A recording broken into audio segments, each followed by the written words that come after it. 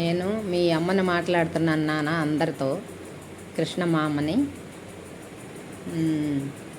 మీ అమ్మ చెప్పేది వినండి. ఈ 2 రోజుల నుంచి నేను మసాలా ఎలా చేయాలనేది మొత్తం మీకు చూపించుతూ ఉన్నాను. నేను ఆ సరుకు చేయటం, ఇంటి దగ్గర బజ్జీలు వేయటం, కోడిగుడ్లు వెళ్ళటం, నిమ్మకాయ రసం కానీ అన్నీ చూశారు.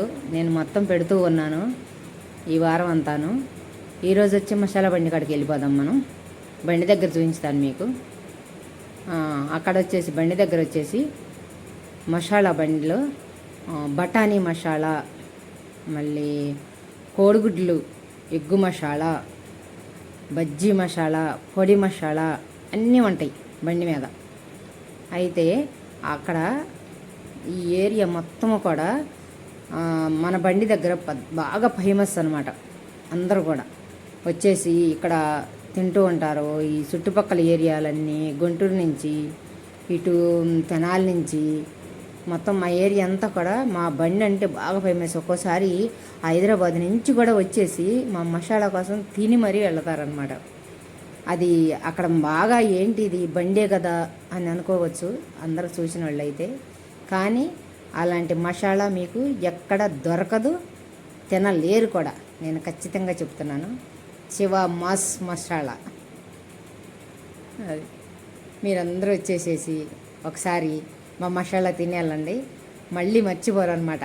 వచ్చేసేయండి, మా దగ్గర పెడతారంటారనమాట. అలా ఉంటుంది. చూద్దాం పదండి. ఇక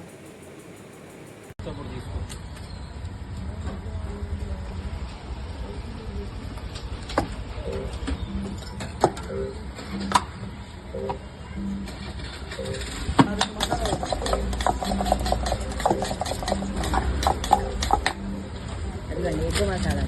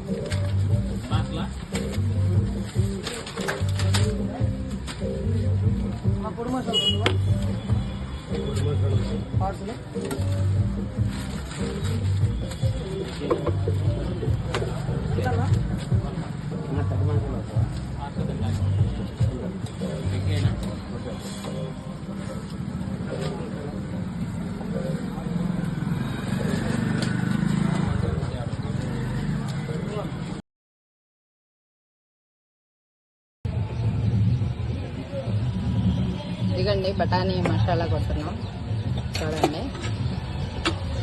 తడి మసాలా, బఠానీ మసాలా అలా కొడతారు. తడి బఠానీ మసాలా.